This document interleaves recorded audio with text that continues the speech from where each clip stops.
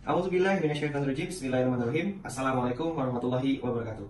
Selamat menyaksikan presentasi dari kami, kelompok yang terdiri dari Dr. Andi Emi Marlina, Dr. Dini Afrilia Evinda, Dr. Rizka Ulfa, dan saya sendiri Dr. Gustaf Hiansa, Ibu Dr. Farida Yuliati, SE SHMM.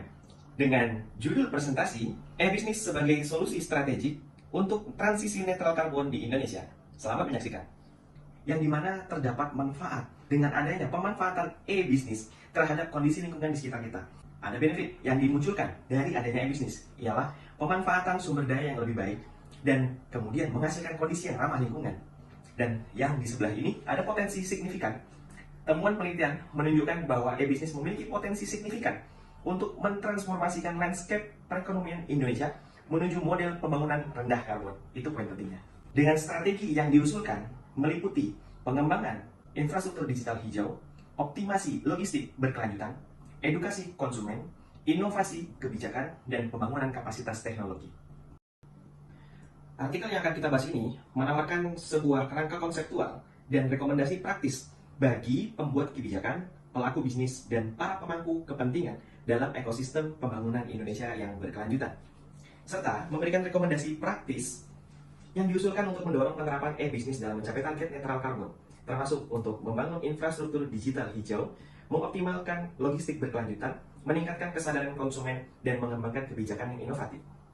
Tentu Indonesia juga membuat kebijakan imigrasi yang pertama, adanya transparansi dan akuntabilitas dalam mengelola pergerakan manusia lintas batas, terutama dalam hal persyaratan visa, izin tinggal, serta ketentuan tentang pekerja asing yang diizinkan untuk bekerja di sektor-sektor tertentu di dalam negeri. Hal kedua yang harus diperhatikan oleh Indonesia dalam membuat kebijakan ialah adanya integrasi di tingkat regional maupun di tingkat global.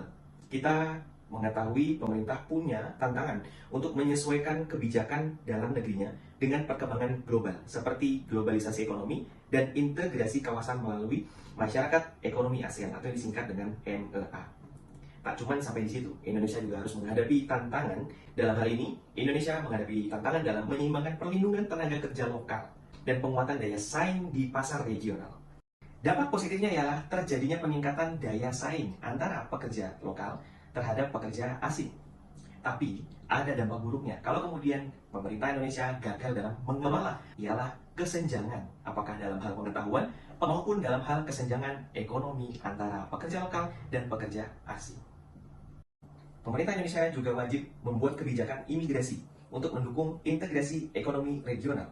Pergerakan bebas tenaga kerja profesional menjadi salah satu pilar utama yang harus difasilitasi oleh kebijakan imigrasi, terutama dalam kerangka kerjasama ASEAN dalam lingkup MEA. Pemerintah Indonesia juga harus melakukan penguatan regulasi, integrasi ekonomi regional, juga menuntut penguatan regulasi untuk mencegah eksploitasi tenaga kerja asing dan lokal. Tapi ada tantangan yang juga harus disadari oleh pemerintah Indonesia terhadap kebijakan yang berhubungan dengan imigrasi, ialah soal hukum yang mengatur antara pekerja asing maupun pekerja lokal. Dari segala tantangan, dari segala fakta yang ada, ternyata Indonesia akan mendapatkan dampak yang juga tak kalah menarik. Dampak yang positif dari masuknya tenaga kerja asing ke dalam Indonesia. Ada sedikitnya 3 dampak positif yang akan Indonesia dapatkan.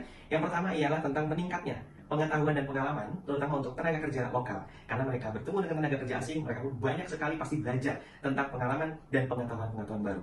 Dan juga, tenaga kerja lokal akan bisa mendapatkan kesempatan untuk berkolaborasi dengan tenaga kerja asing.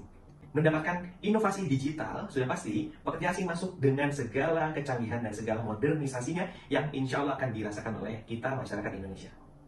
Kesimpulan yang bisa kami sampaikan ialah kebijakan imigrasi memiliki peran yang sangat signifikan dalam mempengaruhi berbagai sektor, baik dari sisi ekonomi maupun sosial. Kebijakan yang dirancang dengan baik dan bijaksana dapat memberikan manfaat yang besar, seperti mempercepat transfer teknologi, meningkatkan daya saing industri lokal, dan mengisi kekurangan tenaga kerja di sektor-sektor tertentu. Namun, keberhasilan kebijakan tersebut sangat bergantung pada bagaimana pemerintah dapat mengelola dan mengatur kedatangan tenaga kerja asing secara efektif, serta memastikan bahwa kebijakan tersebut tidak merugikan tenaga kerja lokal kita sendiri. Sekian yang bisa dapat kami sampaikan. Terima kasih atas perhatiannya. Mohon maaf atas segala kekurangan. Wabillahi taufiq wal hidayah. Wassalamualaikum warahmatullahi wabarakatuh.